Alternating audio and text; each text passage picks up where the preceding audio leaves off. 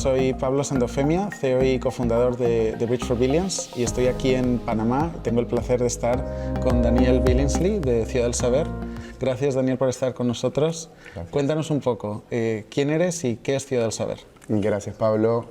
Bueno, yo soy Daniel Billingsley, panameño, soy parte del equipo del Centro de Innovación de la Fundación Ciudad del Saber. Bueno, la Fundación Ciudad del Saber, te cuento un poco, somos una comunidad innovadora que impulsa el cambio social y lo hacemos a través del humanismo, de la ciencia y de los negocios. Es importante saber que esta es una fundación que administra lo que eran las antiguas bases militares estadounidenses en Panamá. Y ya somos un proyecto país que a lo largo de los últimos 25 años hemos creado un parque tecnológico, siendo algo como una plaza socrática. Y a través de crear esa comunidad innovadora tenemos un equipo que apoya a los emprendimientos en sus diferentes etapas, desde la idea hasta que ellas salen al mercado. Y bueno, es un poco en donde coincidimos, desde el Centro de Innovación con las iniciativas de Bridge. Totalmente. Estamos justo aquí en Panamá, que es el evento de lanzamiento de Conecta Centroamérica, el año 2. Sí. Yo te quería preguntar, Ciudad del Saber ya lleva un año dentro de la comunidad Conecta y bueno, llevamos trabajando casi 4 años. Sí. Quería saber, entendiendo que Ciudad del Saber es tan relevante en el ecosistema panameño, ¿por qué decidisteis uniros a una red como Conecta y trabajar con Bridge for Billions?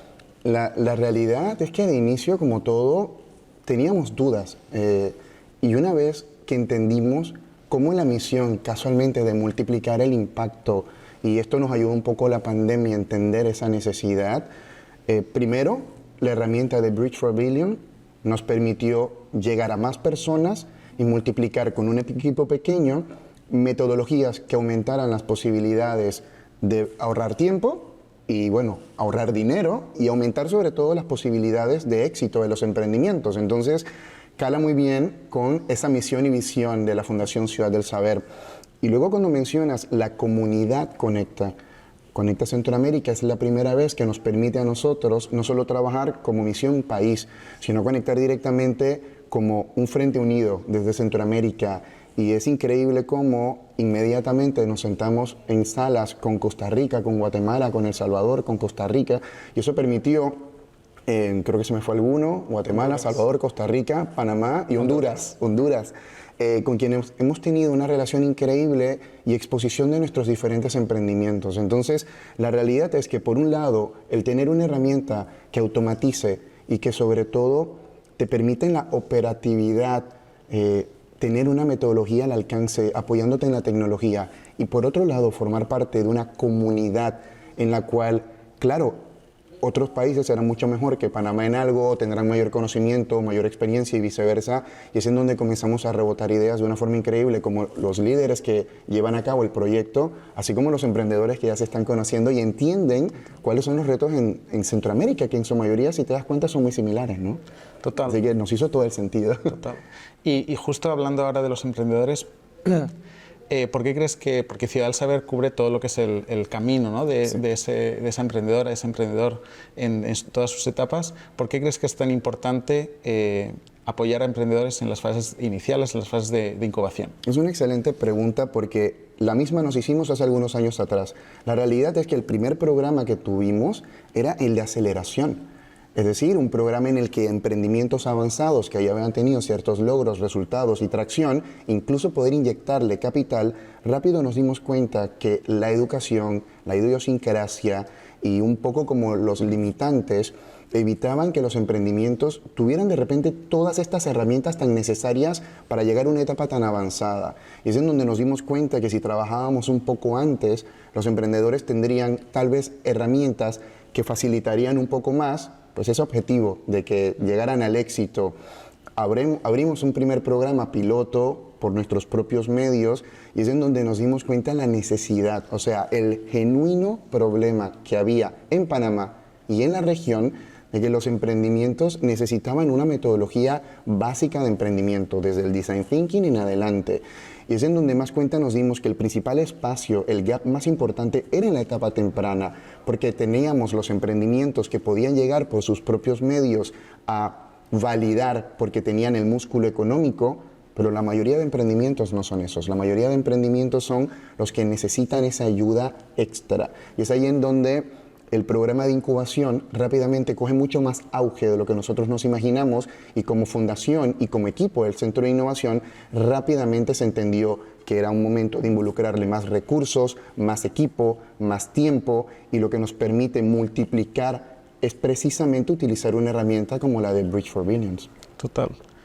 Ha sido un viaje y algo que a veces escuchamos, ¿no? Cuando hablamos de los emprendedores y hablamos de aceleración, hay mucha gente que piensa principalmente en esos emprendimientos de alto crecimiento que quieren ser unicornios, pero yo sé que en los programas que hemos realizado juntos hay emprendimientos de todo tipo. ¿Puedes contarnos un poco cómo de grande es ese espectro, desde los quizá más tecnológicos y que quieren crecer más hasta aquellos emprendimientos que a veces dices, pero ¿cómo va a funcionar algo así? Cuéntanos un poco. Yo creo que es de mis aprendizajes favoritos, porque inicialmente teníamos este objetivo, ¿no?, de todo startups.